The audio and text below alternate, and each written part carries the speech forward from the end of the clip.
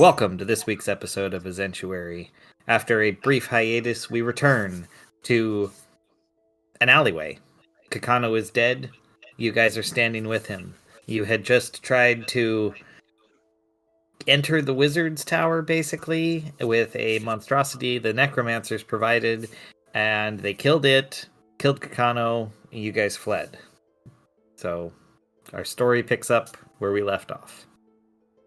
I think it was a good run.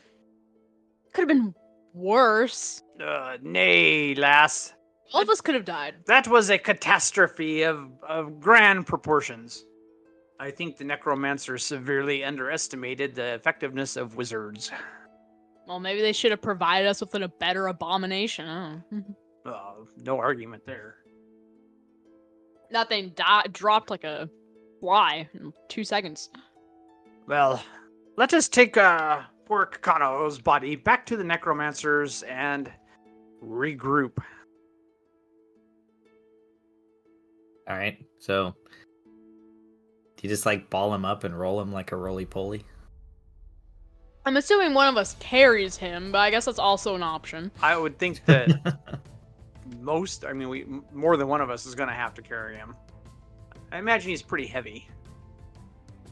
We're going to have to... I would assume so, yeah. Yeah, all three of us probably hoist him up on our shoulders and carry him around like we're in a Day of the Dead celebration or something. Okay, I'll take one Interesting arm. comparison, but okay. Alright, so sure, you all share the load and you carry his body limp and broken back to where you had left the necromancers. Alright. They you walk into the clearing between the tents and they walk out. What the heck happened? Methinks you severely overestimated the effectiveness of your monstrosity, or severely underestimated how dangerous the wizards were. Especially when there's like a dozen of them all attacking at once. Yeah, but they would focus on that thing. You should have been able to, go around. There was maybe some Okay. miscommunication with the plan. I thought we were supposed to escort that thing inside, and that thing was gonna do all the work, and then it died, and things got messy. Seems I maybe see. you didn't make You- a strong enough creature. We work with what we have. We raised it from the desert sands. What do you expect us to do? Just invent something? I mean, you guys ever hear of that's you might not have heard of him, but in my travels, I heard of this guy named Frankenstein. He's pretty cool. He made this monster, bunch of amalgamation of a bunch of different parts. Maybe if you tried something like that, that could be real impressive. Yeah, we've got Brother Igor over here is working on that. Igor. Ah, brilliant. Well, so yes, we failed miserably. So methinks we need to regroup and maybe come up with a different plan. And if you could, as necromancers, please re-raise our good companion here, Kakano. Oh, the bug. Yes. He raises a hand and signals for help, and they come out and they're looking at him, and you see some whispering back and forth, and he says, "Yeah, about that. We don't know much about him, but Brother Stein here says that there's a way that we can bring back their type, but we need you to go get us something. It's gonna take a little extra oomph, if you will." And what would that be? Well, we've been told, our network of information gatherers has told us that the Masons, in their digging, their quarrying, their work, found an obelisk that contained one of the orbs of power. We're hoping that you might be able to go get it. If you bring it back, we can channel its energy into bringing your companion back from the dead. Okay. And where would this be? With the Masons. Oh, in the Masons Ward. It's just north of the Well Market.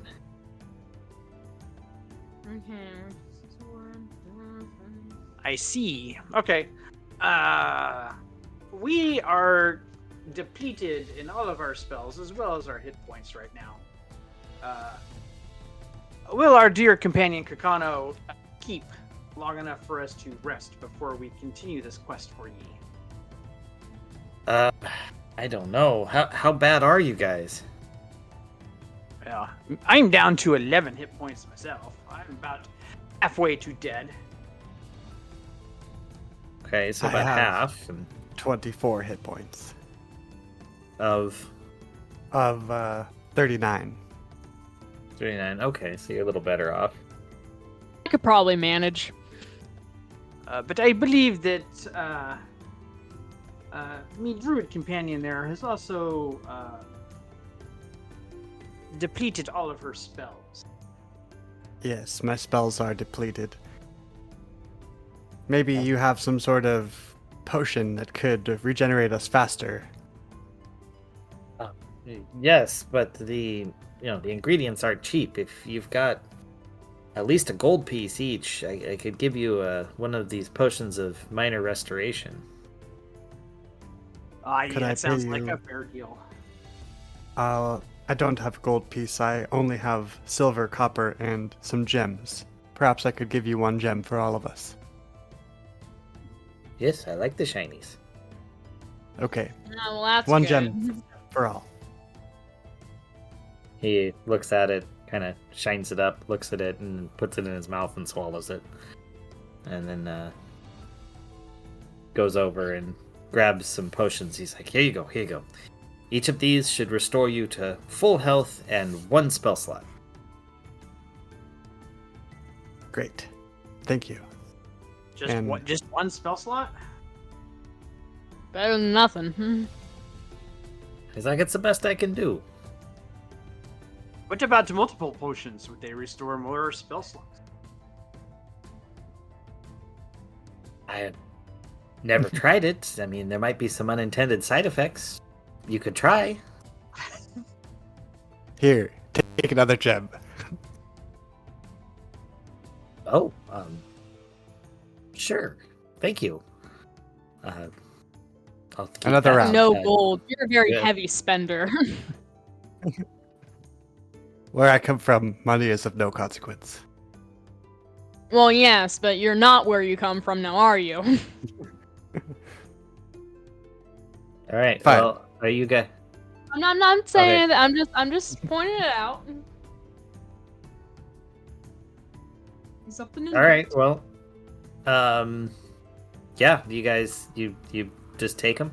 You Yep. down them. All right. Can I get everyone to roll a 1d100? Oh gosh. Actually, I was gonna save mine for later because I don't really need it right now. Okay. You hang on to yours. I got 18. 18. I got All right. Hold on a sec. So first one, Yora, when you drink it, your vision gets kind of dark, and basically every sentient being that you see around you is cast in an aura of moonlight. Okay. Everything else is kind of dark, like dimly lit. Even though it's midday, it's like, it seems like it's sunset to your vision. All right. And then, Gago, what did you get? 60.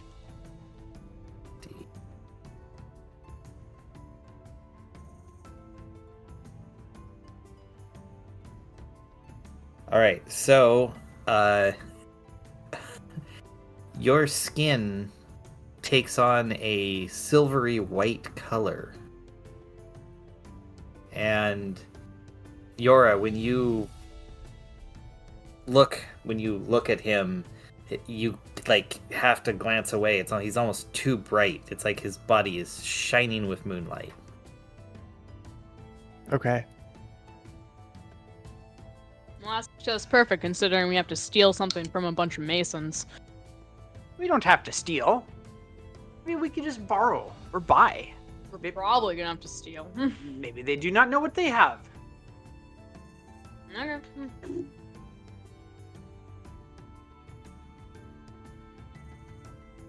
All right. Well, so yeah, you guys have some relatively harmless but, interesting side effects. All right. Can Harmless other for people now. see Gago's shininess, or is it just me? Oh, yes. Oh, no. Yes. No, Gago is shiny to everyone, like a Twilight vampire. But he's just I am not very shiny, bright right? to you. No, you're I'm not just- shiny, but you see all sentient beings as shiny. I see. Okay. Yeah. Like that Well- episode of Black Mirror where the people got blocked, and so they look like big shiny lights. But we are restored to full health and 2 spell slots. Yes. Okay. This will do.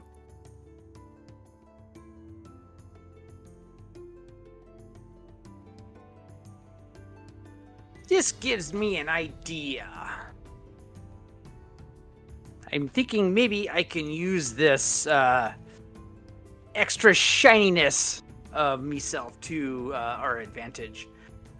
Maybe we go to the Masons and then we try to convince them that I be a celestial being that requires the orb of power that they have uncovered to save the world. I mean, I think it'll be funny, so sure, let's try it.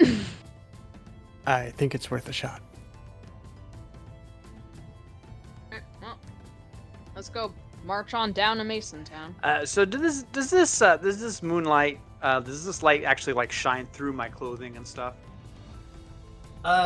Let's say no. It's just the exposed skin that's sparkly. Okay. I shall I turn to one of the necromancers. Hey, might I borrow one of your cloaks to kind of cover up? He's like, yeah, sure, with what you paid me. Yeah, here you go. Fantastic. All right. Does he give us the one he's wearing, or does he go grab it and spare? He just takes it right off his own shoulders and hands it over. Oh, great. Necromancers. What about me? Could I have a cloak too? Oh, yeah, sure. He grabs it off of his friend and hands it to you. Great. Thank you. I wrap myself up like I'm some kind of Jedi or Sith Lord so that my face is kind of hidden in shadow. You look like an idiot. I'm going to search my cloak in the pockets for anything that they might have forgotten, but I won't tell them if I find it. All right. Roll me a 1d20. Tell me what you get. Okay. 18. Oh, man. Sure. Let me look up a possible lost items list, and I'll see what you find. Just because I think that's funny and definitely worth it. Great. Here, yeah. Roll me a 1d100 now. With an Okay. 18, I'll give you something. 84. 84.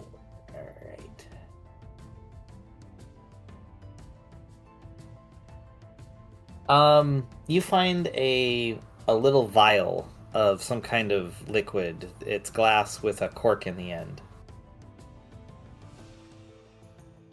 Great.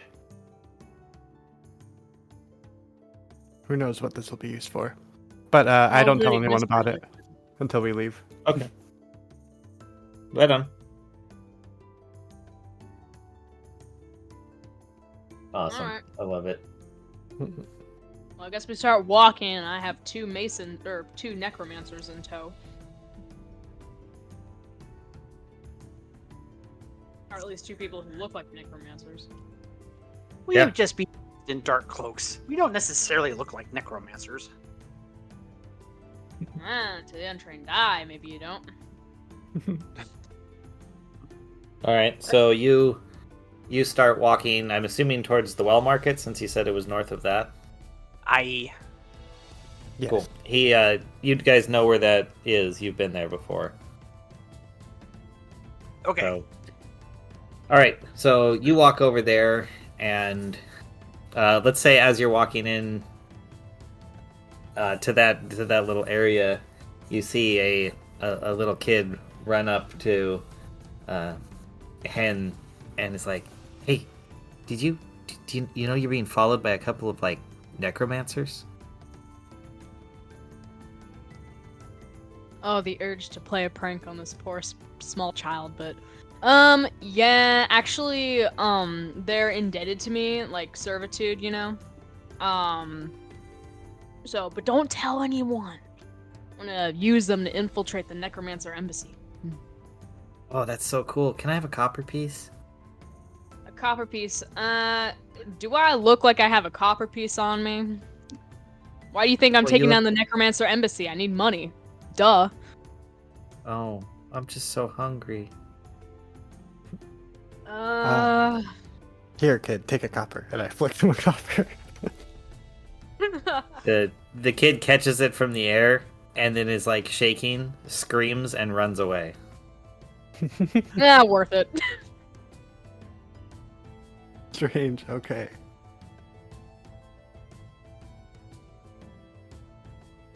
All right. Well, you guys begin to make your way north. You weave through the kind of, not straight streets. These areas were kind of just thrown up tents. There's no grid. It's just kind of organically, grew out from whatever centralized area there was. And as you begin to see the change in the tents, you notice signs of like dwarven art styles. What would you consider? Art Deco all of a sudden becomes the theme. And you see a symbol of, the dwarven gods, the hammers, the stones, the various tools of their trades. Not to make an assumption, but I think this is kind of almost the right place. Yes, At it one seems like point- we're on the right track. Yes. Let's see where we're at right now. Everyone roll a perception check. Oh, goody.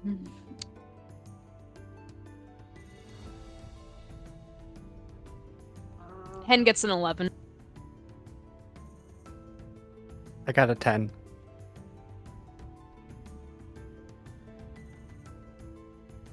I got to 7. 7. All right. So, Gago is, of course, just being the great leader trudging along, and let's say, Hen, you're in the middle and Yora's at the back, just for the fun of this. And Hen, you notice up ahead what looks like an elf in basic armor, basic elven armor. He seems to be standing on the edge of the street, arms crossed, staring down at you.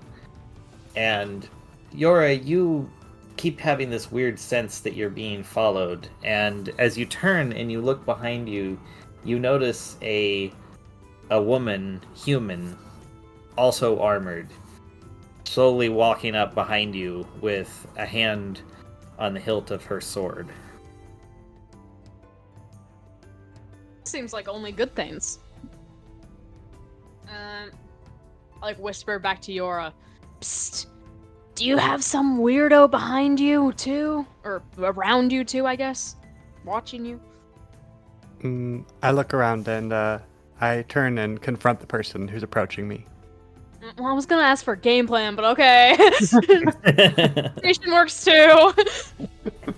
All right, so you stop and plant. We'll say the others take a few more steps forward without noticing at this point, given the relatively low perception rolls. And all of a sudden, you see this woman come up face to face and stare at you, squinting her eyes. So, What brings a necromancer here amongst the masons? We have business here. We would like to speak to your leader. Leader. This is the market for the guilds. There is no leader. We merely have shop stewards. Which shop do you wish to speak to?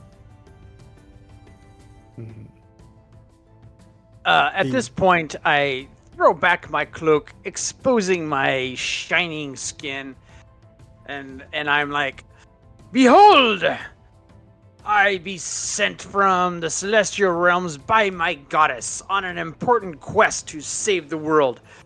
It has been rumored that you have dug up an orb of power. My goddess requires it so that the gates of the hells don't manage to open and fling everything onto this world." Hen face palms in the background. You're in the middle, so you see Gago do this right in front of this elvish soldier-looking guy, fighter, whatever, that is so shocked by this going on, he draws his battle axe and approaches cautiously and walks right up to Gago. So, you say you fell from the heavens, is it? You're a divine creature, are you? Aye? Does not my shining skin say as much? Use your eyes, man. Well, I grew up in the library, and there's an old book of elvish lore that says that there's vampires with shiny skin like you.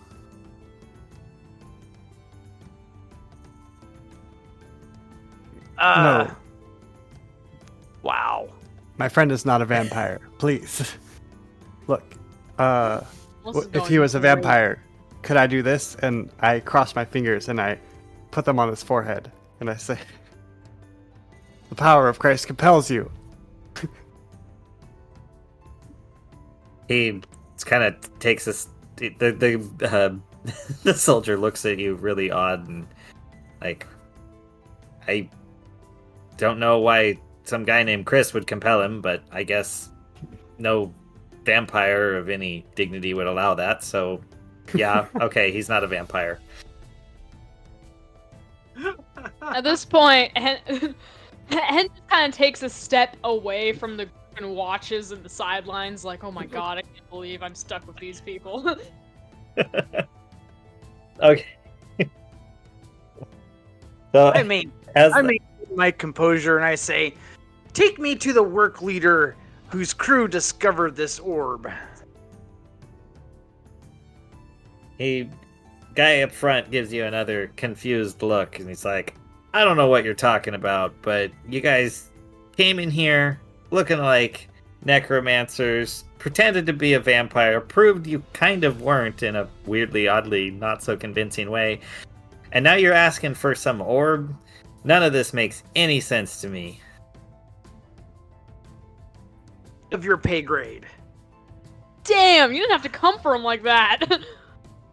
Hen's mouth falls open on the sidelines. The woman at the back, she's like, "I got a bad feeling about all of them. Maybe we should just, show them the exit." You dare? You dare say no to a being from the heavens? Yeah, I see the sparkly. I just don't know so much if you're from the heavens. You kind of got a piratey look about you, like maybe you just fell off a ship into something that stuck to you. Hey now. I'll enter into the conversation. Are you trying to say that celestial beings cannot be pirates too? That's messed up. Celestial beings can be whatever they want to be, man. That's really narrow-minded of you. Roll me a persuasion real quick.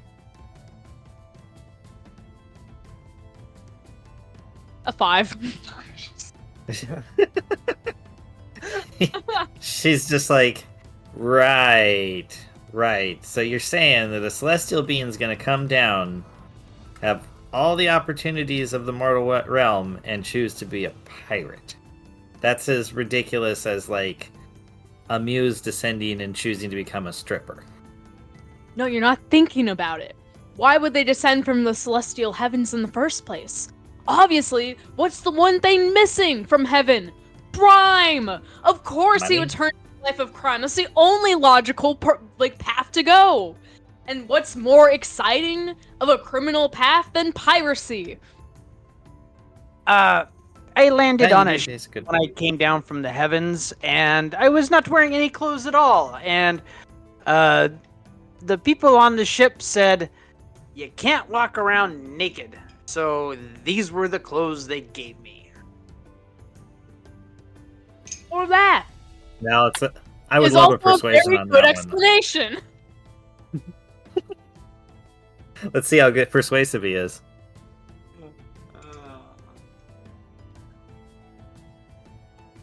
Oh my god.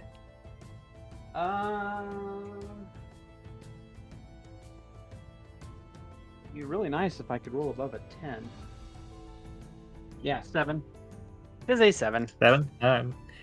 He's like, the elf man leans over to the woman and says, I seem to recall that the divine creatures don't have genitals. I don't know why anyone would want them to put on clothes on a, temperate ship. So none of this makes any sense to me. It is not meant to. Take us to your leaders.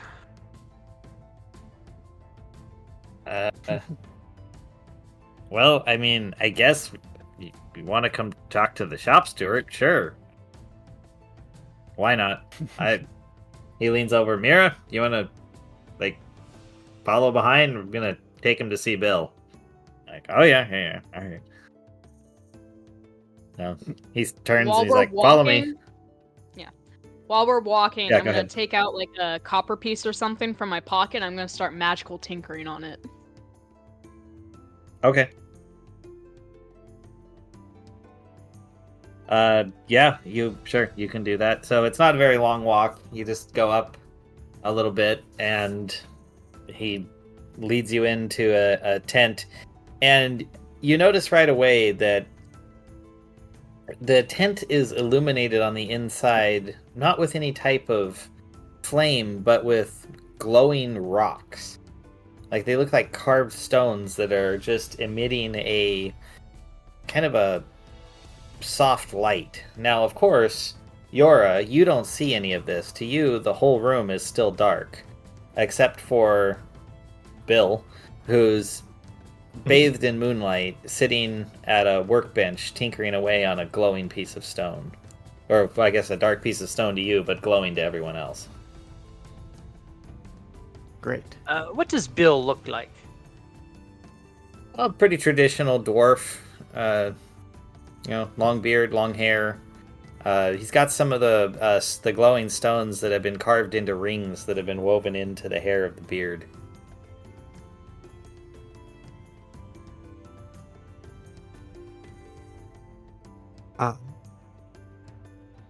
And he's heavy set for a dwarf. Probably 220, 230 pounds. I don't know what to say. Sausage fingers? All right. Sausage fingers. Got it. All right. I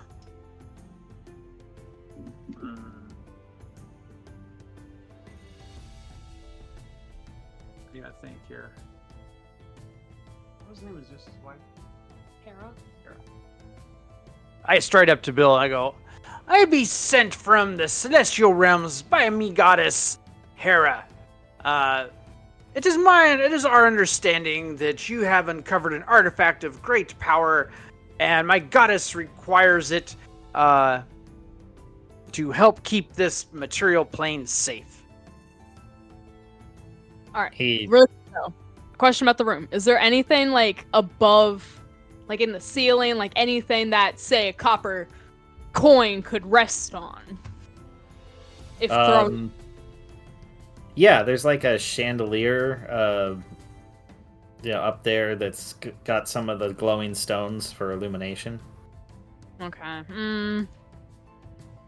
Okay. All right. It's basically a big tent. Okay, yeah. So, do it that way you will. Bill looks up at you and eyes you, and he's like, "Oh, okay. Just a sec. I'm gonna have him do a religion check really quick." Oh, wow. He goes, what does a goddess of marriage, family, childbirth, and women have to do with, well, anything that I'm working on? It is not for you to know. Have you uncovered an artifact of power or not? I don't know. We've been chiseling away on these glowing stones. They're pretty cool.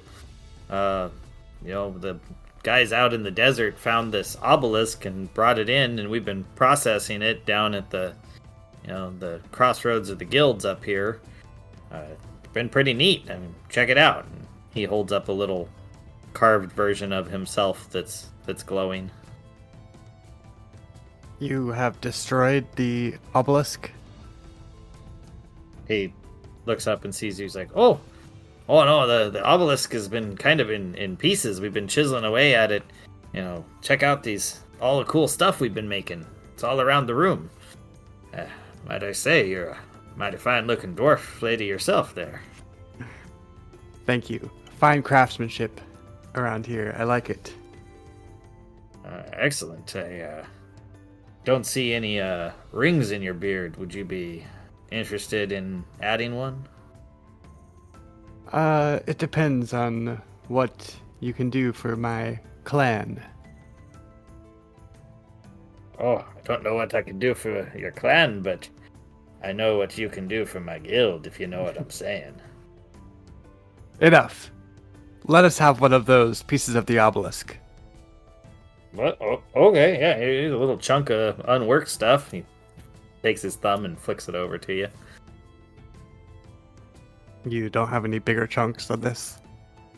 Well, I mean, you can go right up the street and chisel off whatever you want. Oh, which way is that exactly? Oh, just go out the flap and hang a right. Intersection of the guilds is right up there. You'll see where they dropped it off. Thank you. And I pocket the piece of the obelisk. Okay. Yeah, plenty more where that came from. And, come back if you want to see some of my other fine carvings. I just might. He Alright. kind of raises an uncomfortable. eyebrow. He's like, yeah, you will. Yeah. And we're leaving. Goodbye. Nice to meet you. So long, farewell, Avita saying adieu. Not the right words. I'll be just saying goodnight. Is it? I- No. Well, some of us do. Yes, it's anyways, whatever. We Not pertinent. Alright, anyway. Chipping off pieces of an obelisk. follow Yora on out. Okay. You go out, and you notice as you approach the place where they're at, you can see that the chunks of obelisk are laid out, and they are glowing. You can see it even in the daylight. This like bright glow. Sadly, Yora can't, but everyone else can. Okay. Does everything, from what we can say, seem to be the same material? There's nothing of a looks like it might be a different material or anything like that. No, it all looks like it's the same from this distance. I mean, you're standing back and you see it. It all looks basically like it just is what it is. But I shall move closer to the obelisk, and then I shall do an Arcana check. All right. You move your way into this kind of square area between the people, or the tents, the guild tents, and go ahead and do your Arcana check.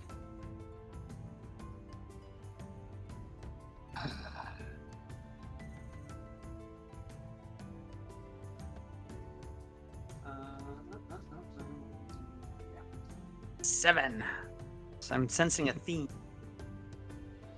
Yeah, you're sensing a tingle. Great. You're like, there's magic somewhere here. I can feel it. I can't see anything. Are we here at the obelisk? It looks like just I mean, a pile you of- can see the obelisk. It's just not glowing for you. Oh, right. Okay. So how many pieces of the obelisk are there? Is it many, like, or what? Yeah, there's like a big one they hauled in and dropped in the middle, and then there's a bunch of smaller pieces around that have been broken off. You know, they've been like chiseling on them and knocking them away. In total size, how big would you say it is? Like a person-sized rock? Oh no, the central obelisk is huge. It's several people, probably. Let's call it. The biggest chunk is about 1 meter square, 3 meters long, maybe 4, and then the smaller pieces are, I don't know, maybe 1 to 2 cubic feet each. Okay. You know, and they look relatively. I mean, if you looked at them, you'd say they were relatively dense, maybe 10 stone each. The small ones. Hen and Yora, my magic senses seem to be a little bit on the fritz right now. Maybe because of the second potion that I drank. Can you two each do an Arcana check and see if the magic is spread evenly throughout all of these stones, or if there is a concentration of power somewhere? Suppose so.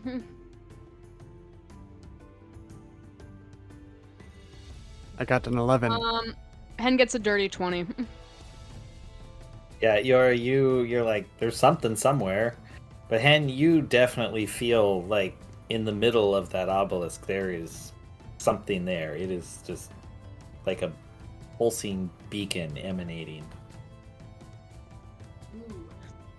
Yeah, there's definitely something, but it's deeper inside. I don't think we'll have to dig for it.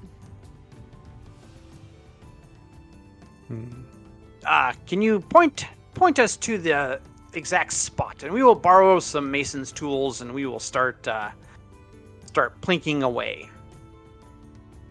Kind of point in the. I mean, it's Yeah, just kind the of general. in the middle of the thing. Yep, you point to the middle of it, and you're like, it's about here. And when you kind of brush your fingers over it, you feel some indentations, like there's carving that's covered in dust. I'll start like. Are there a lot of people around? Yeah, there's dwarves in and out. They're chiseling away on the small pieces around the outside. They're kind of eyeing you, watching you. They don't seem to really care though. Like this is just a big shared thing, so they're just like, yeah, whatever. Okay. Kind of like brush away the dust off the carving I felt. You do that, and you see what looks like almost like hieroglyphs, carved into it. You have no idea what they mean. They look like almost natural shapes that have been carved, like different types of shells and like fins.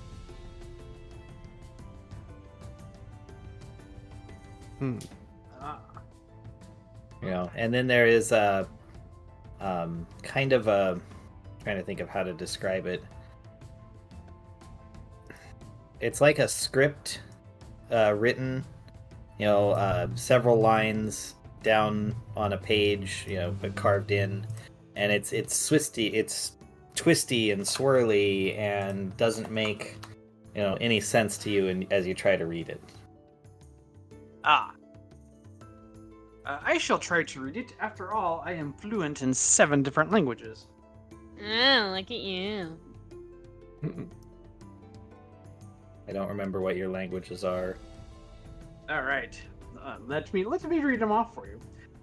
Common, Aran, Aquan, Ignan, Infernal, Primordial, and Terran.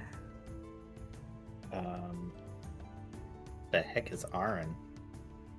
Auran. Uran.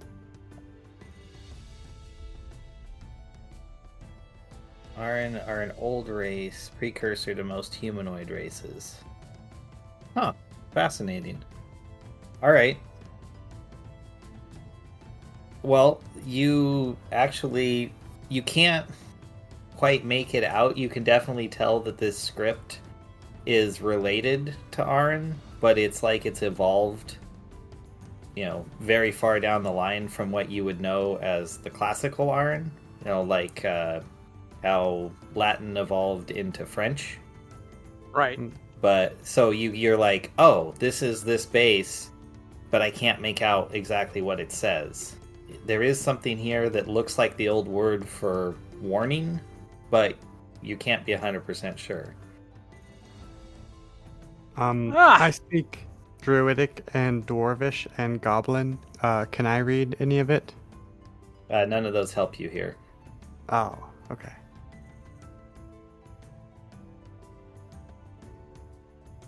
Okay. So you found something useful? No. So nothing on there says, speak this and I open then. Not that you can make out. I mean, it seems to be quite nautical. There's all these seashell things and very oceanic. We have an ocean right here. But you would Maybe think we should see if there's an entrance in by the coastline. no, but the what we're looking for seems to be inside the obelisk itself. Well, I'm saying, what if there's a passage into the obelisk from the shore, and that's why there's all these ocean markings on it? Don't shake your head. You don't know if that's true or not. You don't know any more about this than I do. I want to pick up a piece of the obelisk, the smaller piece, and bash it against the large obelisk. Okay, you go and you pick up one of the smaller pieces. Give me a strength check real quick. Okay. I got a nat 20.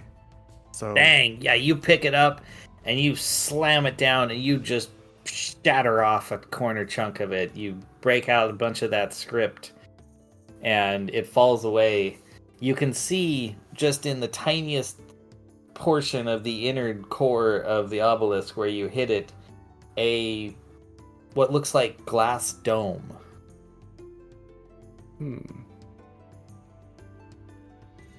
Okay. Well, can I bash it again? Sure. Bash it Okay. again. Give me another strength check because that was fun. Oh, darn.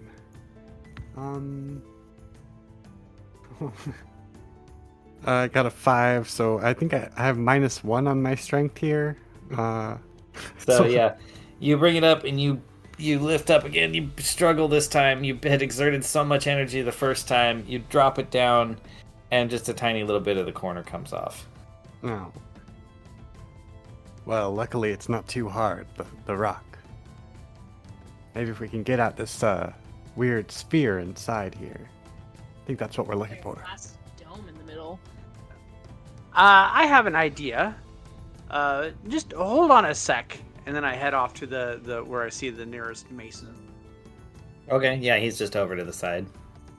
Let me see here. What do I got? I'd be like, hey, my good fellow, what would it take for me to, like, say, rent some of your tools and your feathering wedges there for a bit? But that's such an odd thing. I mean, it's very personal to a dwarf. I mean, these tools are almost an extension of self. Like, it'd be like me loaning you a toe or something like that. It's just very odd. I guess if you could help me carry off this piece, maybe. I mean, I'll come back here. I'll tell you what. I was breaking this chunk down. Maybe you can help me carry it to my tent, and then I'll come back with you and loan you the tools. I'll stay and watch, though. I was just thinking 10 silver, and then you can stay and watch while I use them. Okay. He looks a little... We're in a bit of a rush. Okay. Yeah, sure. I'll take your silver. I just really wanted some help, but all right. Maybe we'll help after. That's what they all say. I'm so sad. Look at you. Well, look what you did, Gago.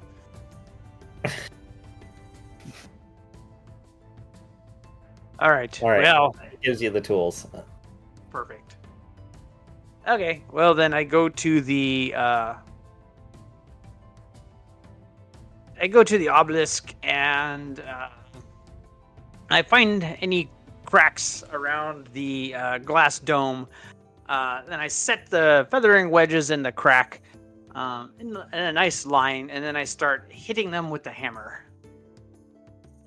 All right, you do that. Give me... What would that be? I want to say it's a skill of some kind. Maybe just strength check it? Just because you're going to try and break it?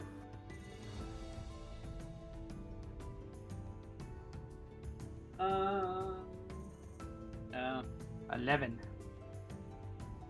I mean, you work on it. You definitely don't have the skill of a local dwarf, and they all are kind of snickering watching you as you're pounding it in.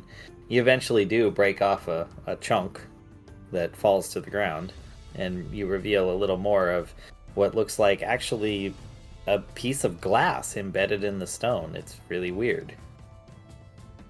Huh? Well, then I take a chisel that belonged to the dwarf, and I very carefully chisel around this glass orb, trying to free it from the matrix of the obelisk. Okay, let's do a sleight of hand here, since you're trying to be careful. Please let me roll better. My God. 6. Oh, I thought you were going to say nat 1. Jeez. No, I'm rolling 4s and 5s, and it seems like I can't roll anything but a 4 or 5 right now. Okay, well, so you go to try and be careful, and you actually slip and slam the chisel into the glass orb, and it just bounces off. Like it's harder than the stone of the obelisk. Well, that's good. You kind of crudely start hammering away and take off more and more of the stone, every now and then slipping and hitting it, and still, nothing happens to it. It seems to stay in perfect condition. Good to know. So, have we freed it from the obelisk then? Not quite. I wanted to see what else you do. At this point, you have exposed it, and it's still kind of held in. Do one more thing to get it free. Sleight of hand? Sure, I was hoping you'd just come up with something creative. Oh. Well, let me think here. I mean, I love the track you're going down so far. It's kind of awesome. Let's see. You can't attack, activate, or more.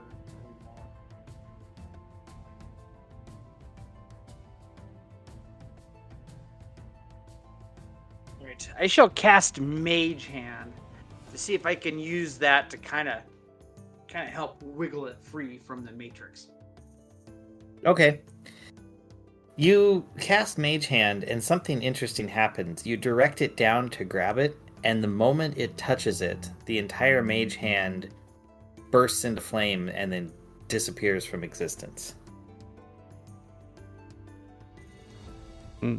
Okay. So anti-magic. Not the Doesn't best. seem to like magic. Well, Okay.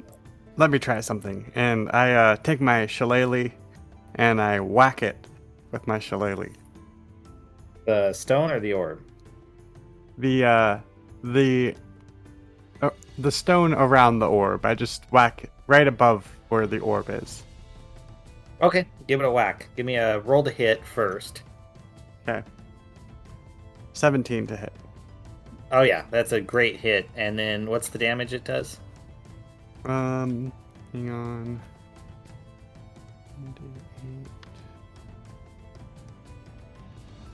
Oh, okay. So I got 12 damage.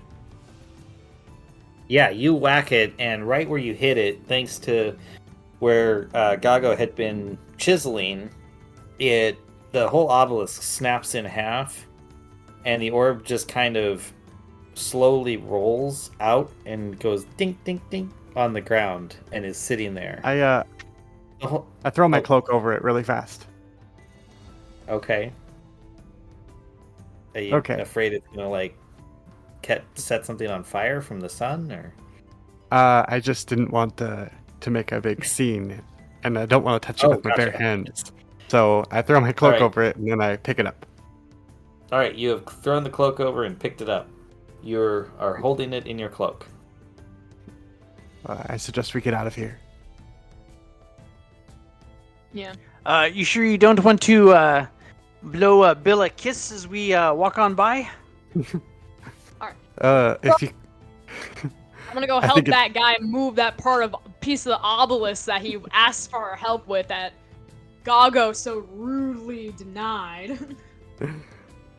I would like if Bill did not know that we were leaving.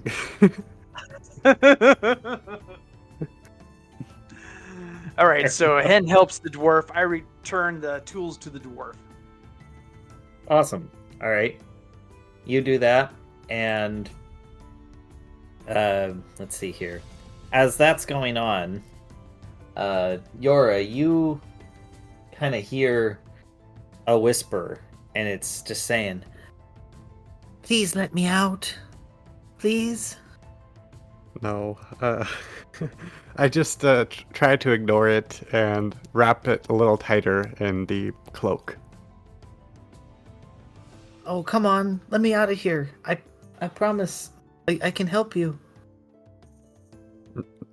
No, still ignore it. Just keep walking a little bit faster until we're out of the area. Okay, so, well, what you were standing and waiting for them to carry the stone and stuff, so you start walking. Right. Yes. Alright, so... Alright, you walk out of the area with them, I assume, when they are done. Yes. And... let's see, Gago and Hen, go ahead and roll me a quick perception check. I like the sounds of that. 13.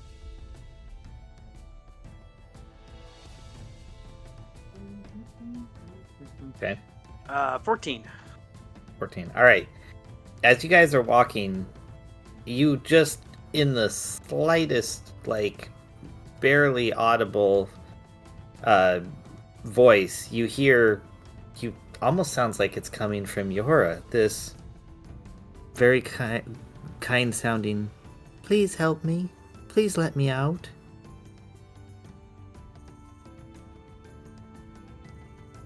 Did you hear that too? I say. Yes. What is it? Something in that orb seems to be talking to me. It's getting a little more persistent. Yeah.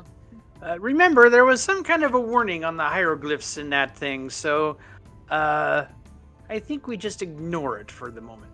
Yeah, I think that. I think so too. I really don't like this. Maybe when we have an army of necromancers that are ready with magic drawn, then. As you guys work your way, I'm assuming back towards the well market, basically retracing your steps back towards the necromancers. You hear the voice suddenly deepen, and "I sense water. Please, I am thirsty. Take me to the water. I must say, How I about am a this? little curious. No.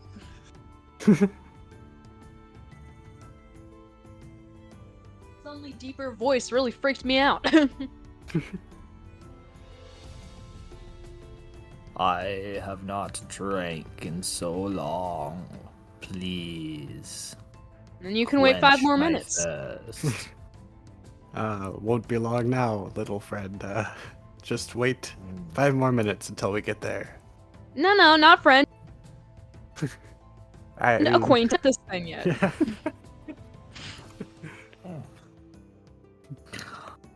I am a divine being.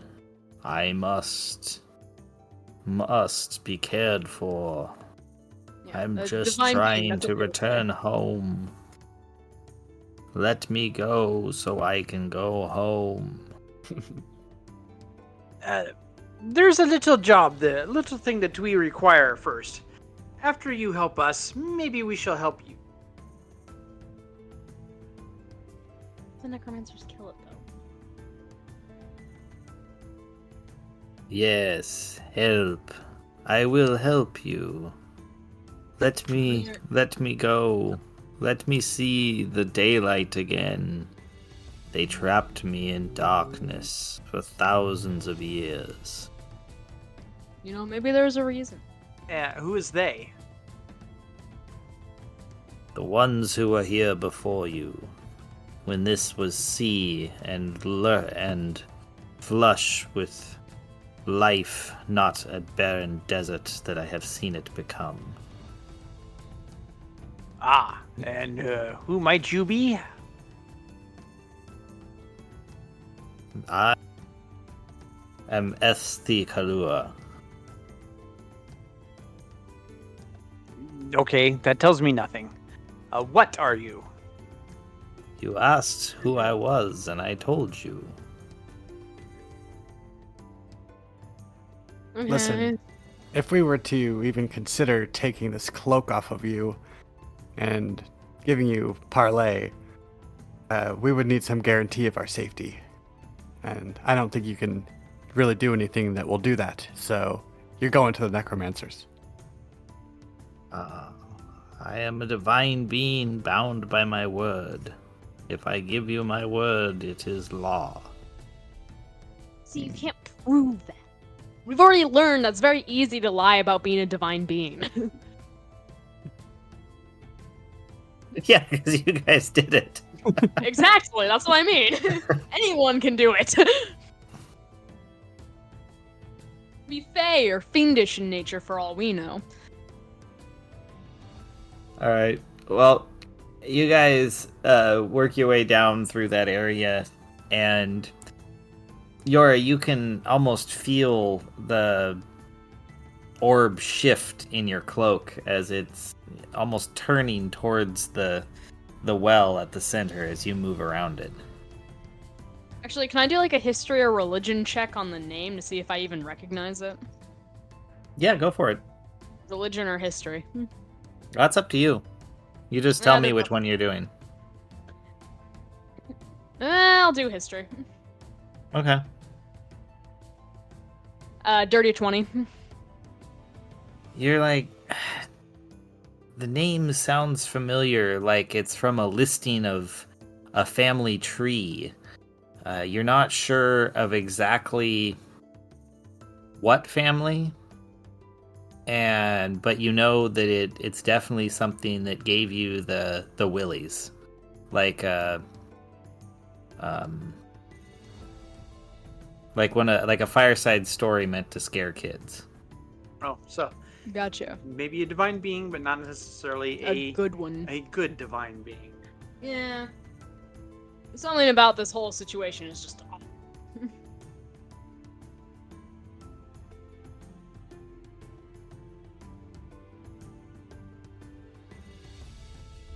Okay, so we should hurry along to the necromancers. Then. All right. Yes, I agree. Maybe Yes. jog.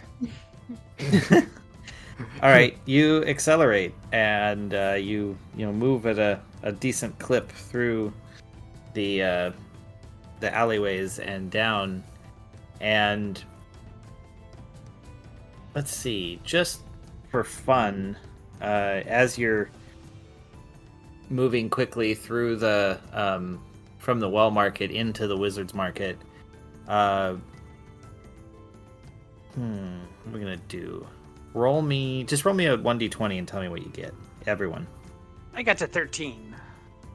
19. 15, 19. And gets 14. Okay, so you guys did fine. There's no trips, there's no stumbles. You successfully navigate your way in. There's in this area, as you move between the districts, there's kind of a narrowing of tents. The things are a little harder to navigate, but you're able to get through there no problem. Although as you start to move so quickly in this area, you start seeing eyes become fixed on you. Various of the, I guess you could call them lesser wizards, and maybe some other patrons start to notice your quick movements. Mm. Well, too bad. All right. Well, then you continue, and you get all the way to where the necromancers are successfully. Finally. Great. All right, you're a bit out of breath, having moved so quickly for so long in the desert heat. Well, let's take a moment to collect ourselves. Perhaps we should ask the necromancers what the orb was before we present it to them. Well, you get that opportunity. One comes walking out, and is like, "Oh, you're back! Excellent. Did you get it? Did you get one of the orbs?" What did you want with it? We need to channel power from it. You see, there's orbs of power all over the planet, and we can channel energy from it for enhancing our spells. We need it so we can bring back your friend. He's not exactly as simple of a task as, well, we are, being more of flesh and blood. I understand. Well, I say that we give it to them. I say to the others in a quiet voice. Well, maybe not give, but lend.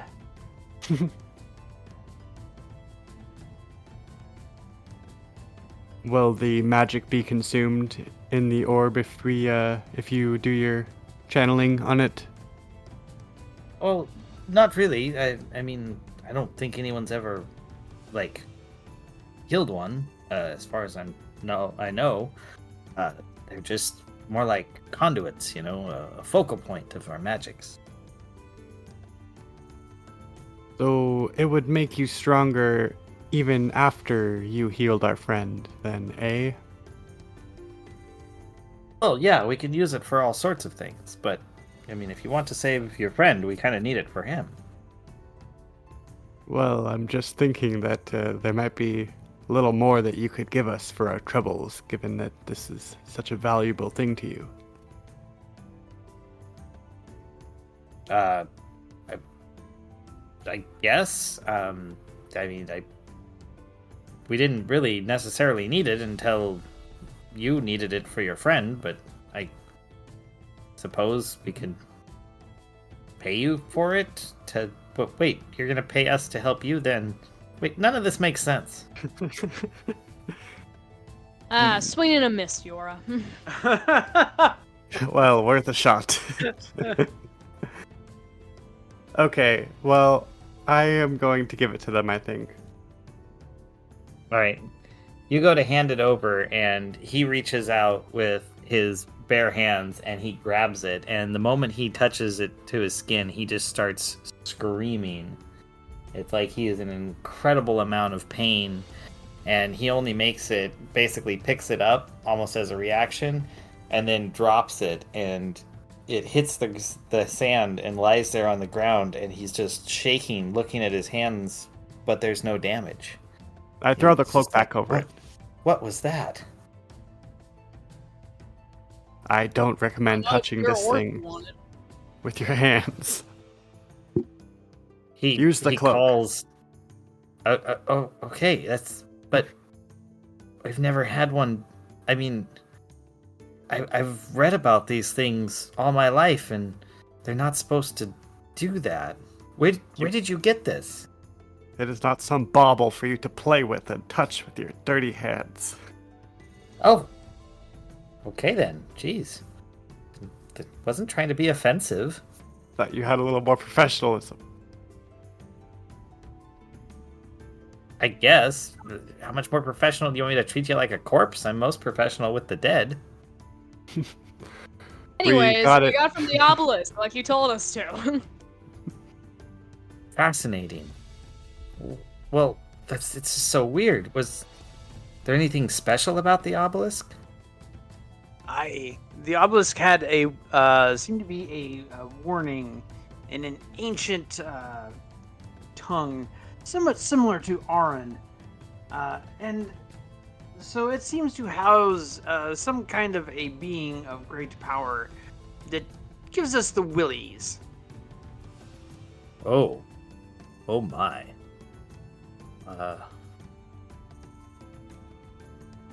Well, I suppose then I'll just go ahead and get to work on your friend's resurrection. This is fascinating and terrifying. You mind if I take the cloak with me for a minute as I scoop this up? Sure, it was yours to begin with. Well, yes, but you did buy it. Alright, well, I'm gonna want it back in that case. Oh, okay.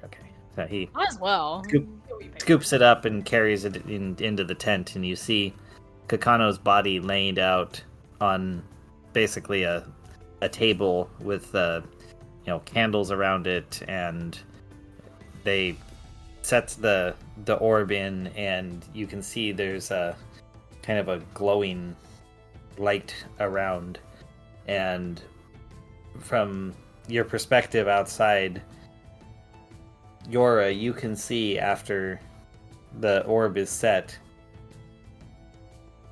Kakano's body begins to be bathed in moonlight inside the tent.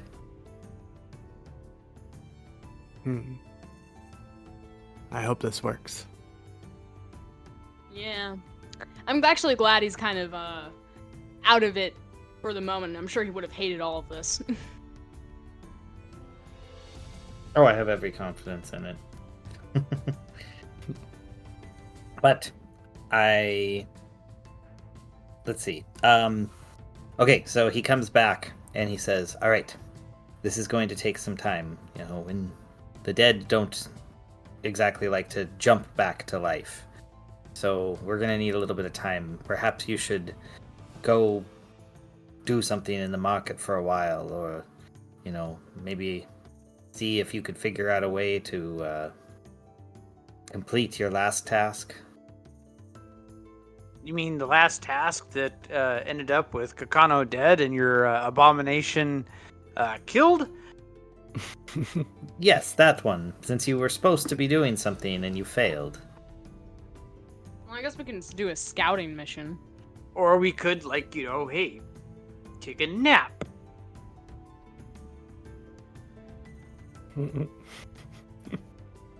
All you ever think about is yourself, Kago, honestly. Leave it to the pirate to want to take a nap. I'd be a sailor, not a pirate. Could have fooled me. All sailors speak like this. Huh? Well, yes, that's the definition. If I tried to speak in any other way, they would hoist me up on the yardarm. Sounds kind of piratey to me. It's like any other, say a boarding school. You can't show weakness. They pick on the ones that stand out as different. You need to somebody? It sounds like you've been through a lot of trauma. No, I'd be In the fine. workplace. I'm just trying to give you a perspective on why I talk like I do. You know, Gago, this is a safe space. You can be who you really are here. Really? Really, Hen? As snarky as you are? Yeah, you're probably right. Well, maybe we do need a nap. Seems like tempers are a bit high. Someone string you up from the yard arm. There's no yard arm here. Maybe it's like a flagpole, you know? Yeah, exactly. You remind me a there lot is- of the sailors that I have sailed with. There is an arm over there a couple yards away. It's just kind of hanging on a pole. Yeah, see? You can be on the pole arm. Yeah, try to touch me, Hen, and I will shock the shit out of you. I shock you first. All right. Anyway.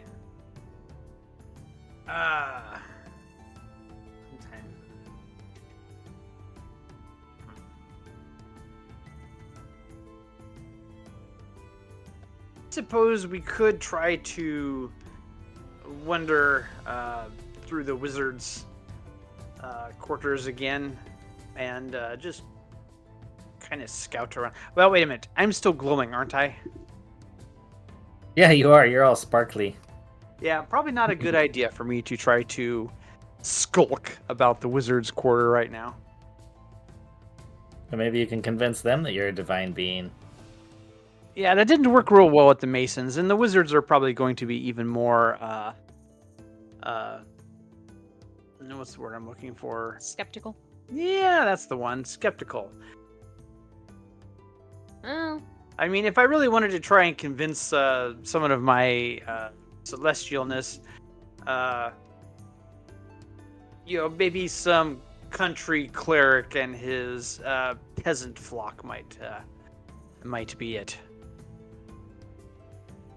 You know, Are there any you always animals just around? disguise self again and do a little scouting mission as someone they won't recognize.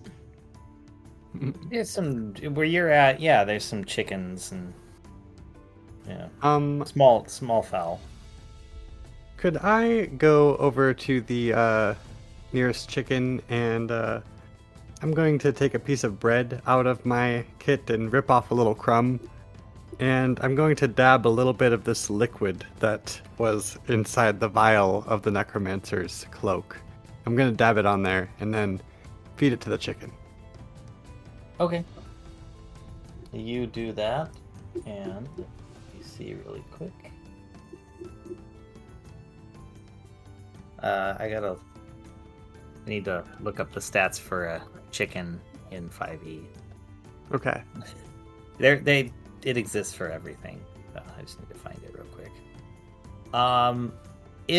Oh, poor thing. It dies. Oh. Well, now I know that this is not a safe potion. Well, it might be safe for you, just deadly for a chicken. The results were inconclusive. But yeah, there's a dead chicken laying next to you now. Well, now I pick it up and I pluck it and put it in my bag. I'm surprised Oh, the farmer oh, didn't oh. notice. He sees Well, this you're- random dwarf woman plucking his chicken. Well, I mean, I assumed where you guys are at, they're just kind of used to people, sacrificing chickens and stuff. Yeah, but somebody must have owned that chicken. Maybe it was I'll a communal probably- chicken, a communal sacrificial chicken. Is there a fire going anywhere? Yes, yeah. There's there's a brazier you can use. Okay, well, I stick the chicken onto my scimitar, the end of it, and I start roasting it while we're sitting around. All right. Well, you notice something interesting as you are attempting to roast it. It doesn't appear to be roasting. Strange. It's even if I get it even closer to the fire and the flames. Yeah, you just shove it right into the flames, and it appears to be quite resistant to fire. Hey guys, look at this. This chicken. it's not cooking.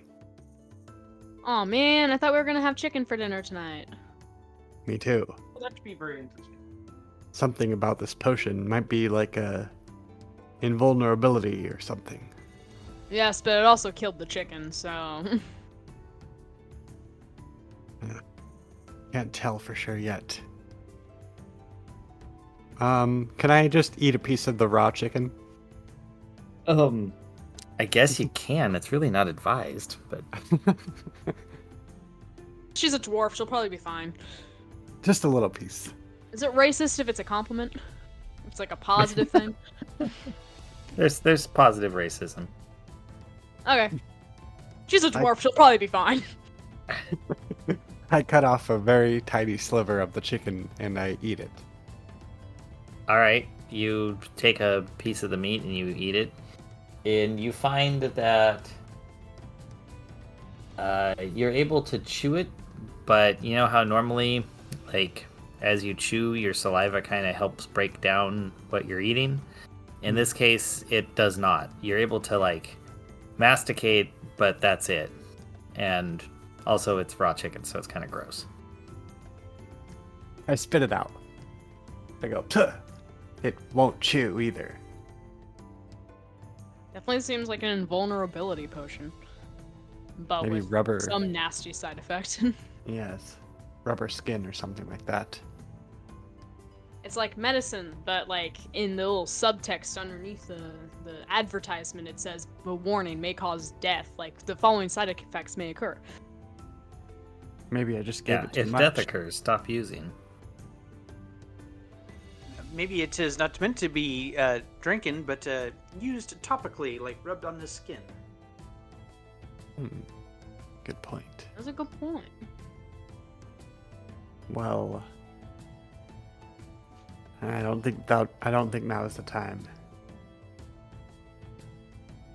Anyways, do we want to scout out the wizard place? Or at least have me scout out the wizard place? Yes, I will go with you. I mean, you can wild shape. Well, maybe. Are you out of... You might be No, out I of- believe my wild shape has been restored from the 2 potions that we drank. Yes, it is restored. Alright, yeah. So, I'll disguise self. You do that. Gago... Do something. I don't know. Go get yourself a drink or something. Stay out. Actually, you know what I can be? I can be the distraction. As long as you're not associated with me afterwards. I'll just walk around, you know, in the square out in front of the wizard's building. Okay, you have fun with that. Alright. I will cast Disguise Self. All right. I'm You going want me to to wait. roll just to make sure it doesn't completely fail? That's appreciated. That's an 11. Yeah, it doesn't completely fail. I mean, you're willing, and it's not the best disguise ever. It's adequate. I just become like an old woman version of myself. Okay, right on. I will wild shape into a rat, and I'll go in her pocket. All Tried right, and old true. woman with a rat. I like it. If you want, you can probably perch on my shoulder. That's even more crazy old lady behavior. Sounds good to me, and I go up there. Alright. I'm gonna start just kind of taking a little leisurely stroll with my pet rat around the wizard area, trying to look for weaknesses, kind of count how many guards there are, that sort of thing. Okay, you start doing that. So you're strolling around. You can see. All right, you're in that disguise, and you walk over to where the wizard's like palace, whatever is. So you're chilling. You're like looking, watching what's going on. Where's Gago right now?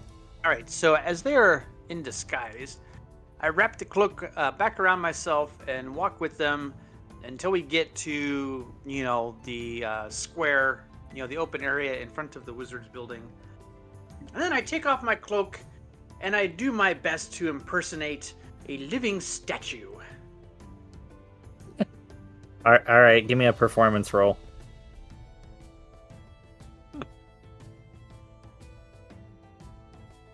Ooh. I actually rolled well for this. That'd be a dirty 20. Nice. Yeah, you pull it off. You look like a pretty convincing pirate statue. But Shiny are, parts. are the wizards and such, are they looking at me? Yeah, they're, the ones that aren't busy right now picking up, bodies and cleaning up from the melee that occurred here. Yeah, they come by every now and then and look at you, and they're like, "Huh, mighty fine specimen." You don't recognize them at all. I'm glowing. Oh yeah, it's perfect way to make them not recognize you. And every so often I will change my pose, and I take off my hat and put it in front of me to, maybe they'll toss a coin in it from time to time. Yeah, you get 2 gold pieces and a silver piece eventually. Dang, Nice. rich Wow. wizard. I just thought I'd roll 6 times, and in that I got 2 nat 20s for coins, so that's why you got that. Nice.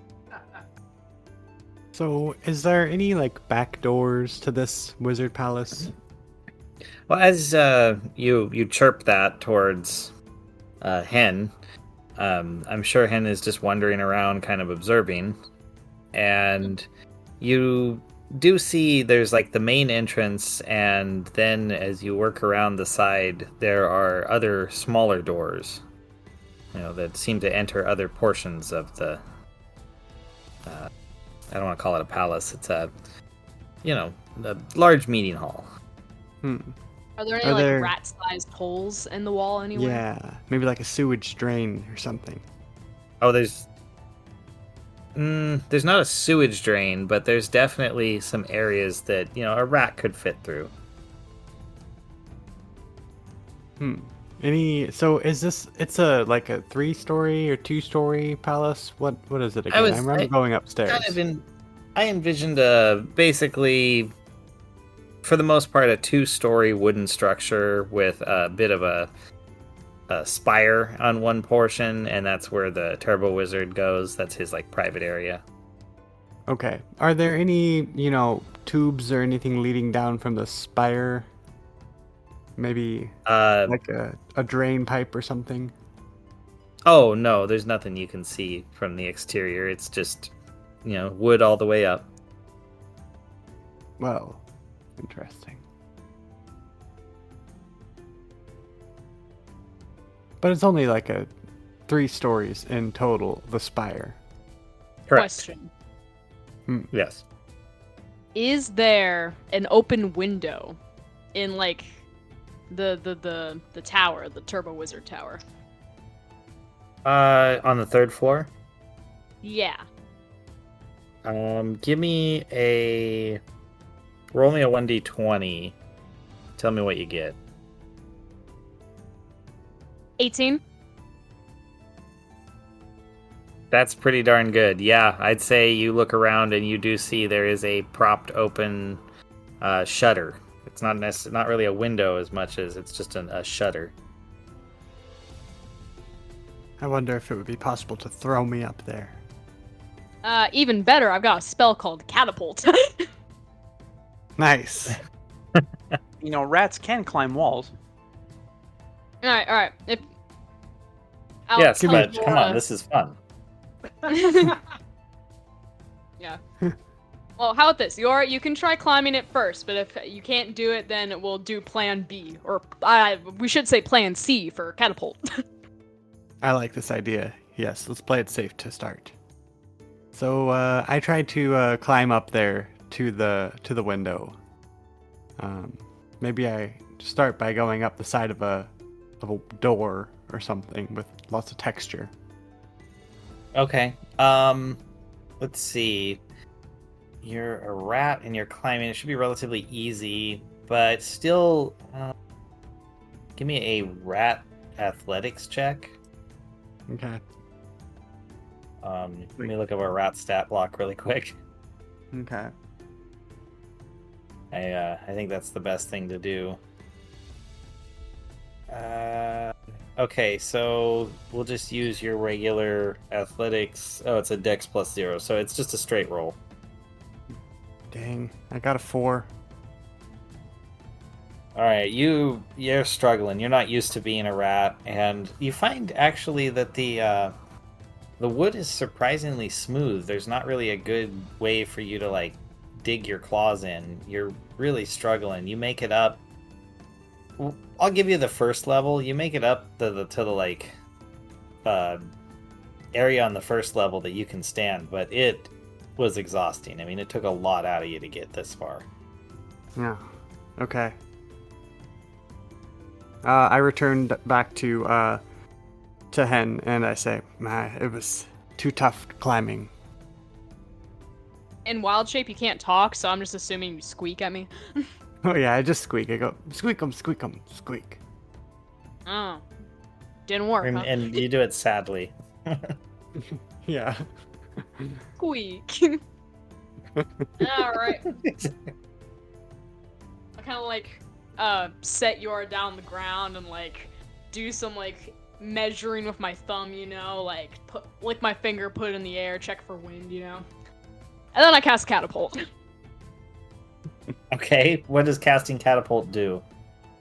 So, choose one object in range weighing 1 to 5 pounds. Object flies in straight line up to 90 feet in a direction you choose before falling. Okay, so you... Alright, you do that, you do your For that measurement, window. and you aim for the window and you launch. So, let's see how good you launch. Let's roll a 1d20 and let's see how well you hit that window. Well, I rolled an 18, but if we're adding spell attack bonus, it's a 24. Oh my god. Yeah, you launch the rat and it hits basically dead center in the window. So Yora, you go flying and it's a hard hit. You take some fall damage. Let me find out here real quick what that is. Yeah, you take 14 points of fall damage there, which means you break out of rat form and return to your normal. Oh God. Yeah. All right. So this rat body like rolls like wham, and then you continue to roll and go back to full size. Is there anybody in the room? Can I see anyone in there? No, there's no one in the room. Ah, great. All right. Oh jeez. I want to prop the door shut. I want to grab the nearest chair and shove it up against the door. Oh, I'll give you that. You totally do that. Okay, great. All right, now I'm just gonna look around and see if there's anything valuable laying out. I mean, there's lots of scrolls and writing. I believe you've been in this room before. What about the? Yeah, I have been in there, and I got a book with the image of a dark sphere, and it talks about it a little bit. I think. Do I see the dark sphere anywhere in the room? Well, roll me a investigation. Okay.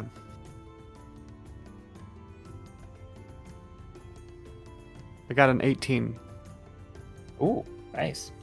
Yeah, you're looking around the room and something catches your eye. At first, you think it's basically, you're like, oh wait, how did that sphere I delivered to the necromancers get here? Because you see something covered on the desk with a piece of cloth.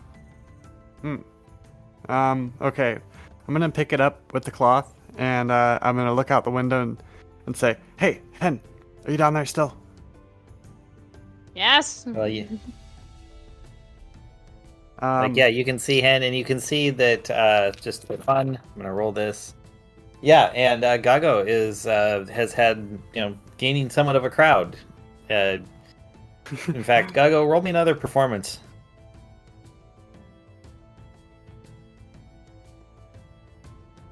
Oh, did we lose him? Nope, I'm here. I went back to me old rolls. 8. 8. Okay, so you got a bit of a crowd because you had been doing really well, and then you all of a sudden decided that it would be funny to do something like on one foot, and you fell. And the people, though, they really kind of liked that. So Nice. they got you. They gave you quite a chuckle, and I take encouragement from that, and I start to act like a mime. all right, yeah, you get a couple copper pieces for that. Why not? So it was quite nice. All right, while that's going on, all right, Hen, you can continue, or Yora, you can continue your conversation with Hen. Okay. Listen, I think I found something, but I'm gonna pass it to you, and I need to make sure that this cloth doesn't come off, no matter what. So, I take a piece of something off of my clothes, or is there any string around in the area in the room? Oh, there's wizards always have string. Okay, I take a piece of string and I tie it as like really tight, good knot, double knot around the cloth to make like sort of a bag. And then I say, Yeah, sure. You tie it "Okay, off. you ready? I'm gonna drop it." Ready. I'll like position myself beneath the window. Okay, and I drop it just straight down and into Hen's hands, hopefully. Okay, Hen, make me a let's do an athletics check here on the catch. Okay. That would be a 14. You catch it. It comes down into your hand, and you feel the string kind of give way. While all wizards may have string, it's not the best string. But you capture it, and it stays basically entwined. Cool. I'm gonna look around really quick in the room, see if there's any money or anything like that around. Is there? Roll another investigation. Okay. Now you're looking for something different. Oh, I got a 3. Nope, you don't find any money. Damn it. Okay. How to get out of here? Is there any rope? Like long rope? Can I roll it for investigation there? Sure. Okay. 16. You find a short chunk of rope. Looks like what you would tie around your waist as a belt. Alright, I take it, but I'm not going to use it, but I still want it. Okay. I mean, you might as well loot this guy. Exactly. Alright, yeah, can I do some have looting? some rope on me. Can I try something? Go for it. Sure. I don't know how long the rope is, though. Do you want me to roll for that, or...? Let's say it's 2 fathoms. So 24 feet. Thought a fathom was 6 feet. Oh, dang it. 12 feet. I don't remember. No. Now I'm gonna look it up. Oh, you're right. It's 1.8 meters. Huh. So how long is it? 12 feet. About 12 feet. Oh no, wait, no. I just Google corrects me. It says 6 feet. Yeah, 1 fathom okay. equals 6 feet. Okay. So that's Yeah, not gonna work. it literally comes from the old English word meaning outstretched arms. Wait, Yor, you found rope up there? Yes, but not very much. Only about a belt's length. Belts. So still not enough. If No. we tied them together. Mm.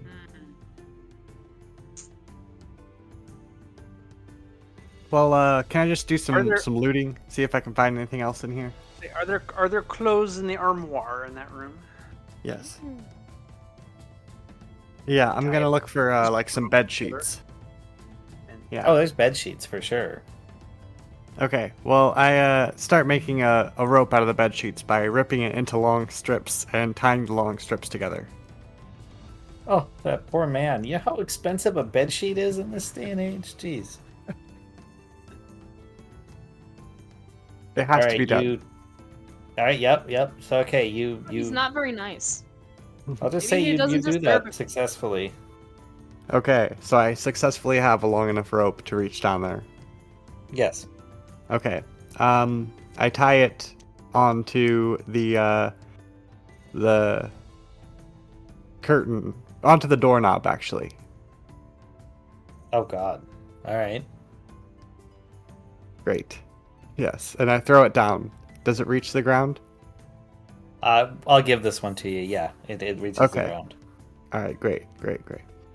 And Should then double there. I'm just gonna open up the drawers of the desk if there's a desk in there and see what else is in there.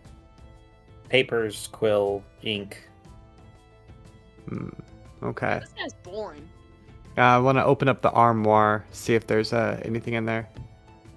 Yeah, you find it's an item of holding. It's just like a whole bunch of clothes and stuff. All right. I look under the bed. Is there anything under the bed? No. This guy's still poor. All right.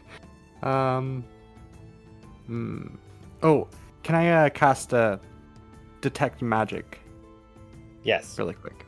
Okay.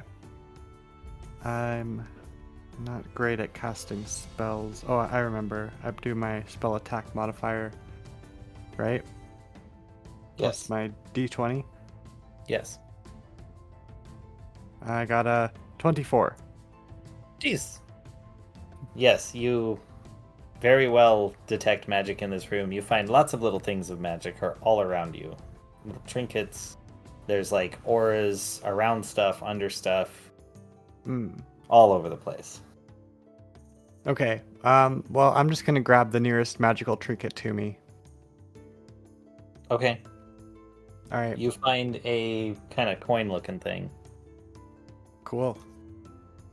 I put it in my pocket and I start climbing down the rope. Okay. As you climb down the rope, you hear in the background a bunch of yelling of, "Someone's coming out the window! Look, over there!" Oh no. I just climb faster. Alright, you rapidly descend. Gago, Hen, do you want to do anything?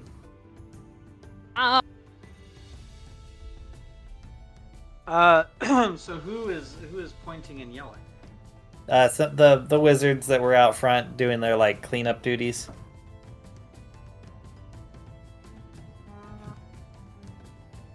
How many? Oh, let's roll for that. Let's say of the group that's out there, there's like 9 of them that are particularly interested in Yora's descent. Wait, I've got this. Alright. As an old lady, I'll walk up to the wizards and be like, "Oh, something the matter?" There's, let's say, of the group, there's only like 2 of them that are close enough to you at this moment, and there's someone coming down right there. Oh, you see, that's just my granddaughter. We were playing a very extra game of badminton, yeah, so we just fashioned a little rope really quick so she could get her body back. And as I'm saying this, behind my back, I'm magically tinkering with an item to make it appear like a birdie in badminton. Okay. Let's real quick then do a couple things. First, I guess Gago, were you doing anything else? You asked me how many wizards there were. Against like a couple wizards, but against 9, probably not. That's why you're letting Grandma handle this. Just don't do anything. Shut up. All right, so you're staying there doing nothing. Yora, since you accelerated, could you give me an athletics check to quickly go down the rope? I got a 17. Oh yeah, you're gonna do fine. All right, so you're accelerating down. You got this group of wizards coming over to you. All right, Hen, roll me your tinkering. I believe that's just sleight of hand, right? I think it is, yeah, in this case. It doesn't say on the thing, but yeah. That's a 21. Oh, yeah, that's successful. Nice. Excellent. Well, they come over. Yora hits the ground behind you, and I another. wiggle my hand to make Yora grab the birdie. Okay. Okay, right as you do that, another 5 wizards come up to you. They start, yeah, go ahead. Hello. Yes, we got it. It was a real tricky one. It was just outside the window on the ledge there, but we got it. Thank you for offering your help, everyone. Roll me deception with advantage. I'll give you advantage on this one because you got the trinket in hand. Okay. I got a 6 with the advantage. With advantage? Oh my god! Yeah. My other It roll was not a meant 1. to be. Yeah. Okay, so they're like, yeah, that's not possible, and also that's clearly a bed sheet. You just broke in, you tore up the sheet, and now you're escaping. You guys are coming with us. Listen, guys, wait, we don't need to do this. I have some things that could make it very worth your while to turn the other way. If you know what Excuse I mean. me, I think I know your guys' mothers. Do you want me to call them? Because I will. I'll start hollering. First names, middle names. Roll an intimidation. Perfect.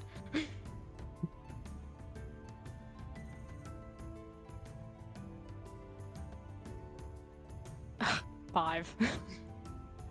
Yeah, that fails miserably on them. They all start kind of chuckling, like, our mothers don't care about us. We're outcasts. Come on, come inside. We need you to talk to. I want to cast Charm Person. Okay, I'm just like one of them. Ah, dang it. There's too many of them. No, I won't cast Yeah, it. there's like 7 there now, and another 2 are walking up still. Oh my gosh. Okay.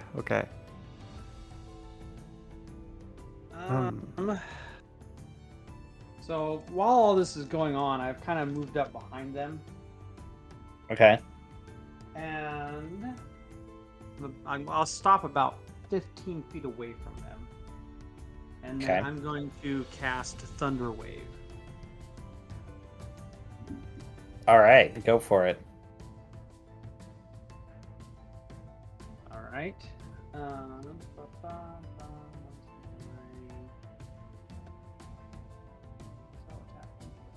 Plus 5. So that's 18. 18 to cast. Oh, that's successful. All right. And yeah, you hit all of them. Okay. So now each of them must make a Constitution saving throw. All right. What's the save threshold? Spell save DC. My spell save DC is 13. Okay, so I have to get over 13. All right.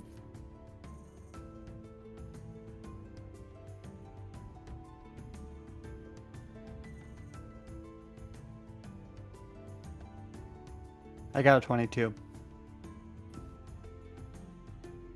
I'm hoping Yeah, you're out so of you're good. Oh yeah, you're probably out of range. We'll just say you're out of range. I tried to okay, be good. very strategic. I'm just targeting the wizards. All right, so it's roughly about half. So there's 5 saves and 4 failures. Okay. All right. Wait, strike that. Reverse it. I read that wrong. There's 4 saves, 5 failures. Sorry. All right, so the successful ones take half as much damage and are still standing, but the other ones are pushed 10 feet away. And they take 8 thunder damage. And plus, it's the spell emits a thunderous boom. Oh yeah, so yeah, everyone is now very aware of what's going on. Okay. So right. I'm hoping that when the boom happens and, some of the mages are knocked sprawling, that Hen and Yara are going to book it. Yeah, I definitely do that. All right, you run and Hen. I grab the thing that Yora passed down to me, and I also run, losing the disguise self spell as I go. Right on. All right, you Yeah, and then guys. as soon as I cast it, I turn and grab up my cloak. I don't think I have time to grab my hat with my money in it, so I just leave that there. And, wrap the cloak around myself to hide my glowing skin and skedaddle. I'm also gonna split right. off from Yora so that we can regroup later. They can't get all of Okay. us. Yeah, sounds good. Let me do one thing. So, just because I guess no, you're far enough away. Well, there was 4 of them that weren't knocked down. So, of those, 2 of them are going to try to take a reactionary cast of magic at you. Which one of us? At Gago, because the booming did what you wanted and distracted them. They're all focused on you. Okay. Well, I was behind them, so. Yeah, You're so being a they very good distraction, Gago. yeah, they are now turned and they see you running. You swoop down to pick up the cloak, and let's see. You're just at the outer range of 2 of them, and tell me. Oh, that one misses completely. It doesn't matter. The other one, though, gives you just a little zap. Hits you in the backside for 5 cold damage, and you're kind of got a little limp, slows you down as you disappear around the corner. Oh, good. Okay. I can handle that.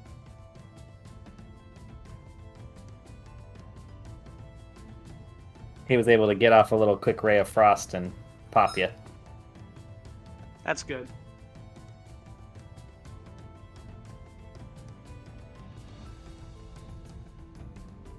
Awesome. Yeah, so you get back around the corner, and yeah.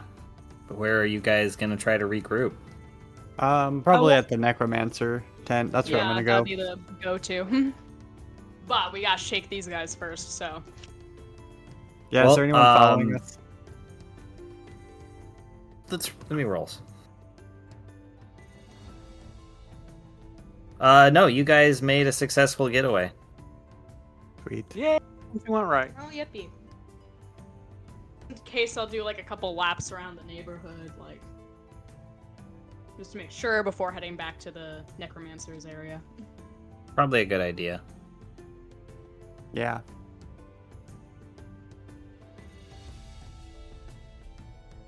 Those was so dumb. Well, cool. Yeah. All right. You guys make it all the way back to the necromancer's area. You see Kakano beginning to stir and move. The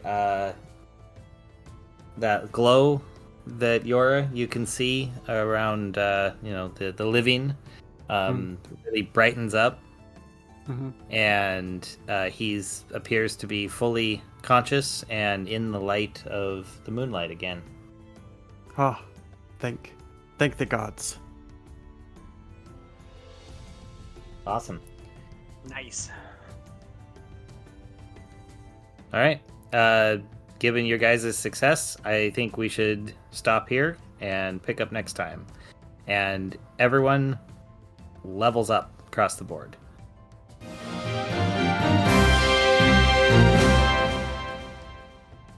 Awesome. All right. Yeah, let's go. I'll That tell was Al. fun. I liked the getaway. That was very creative, very fun. Yes. See, that's how you do it. Creative problem solving. Surprisingly, Exactly. Yora and I are a good duo for a lot of things. Yeah, I did me part. You did. it's true. You did. You did great. Yeah, you did. You And were you a got some gold. distraction. A very good one. Yeah.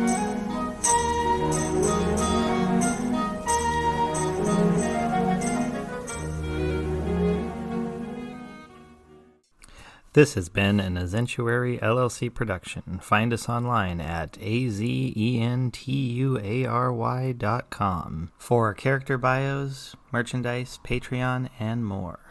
Thank you for listening.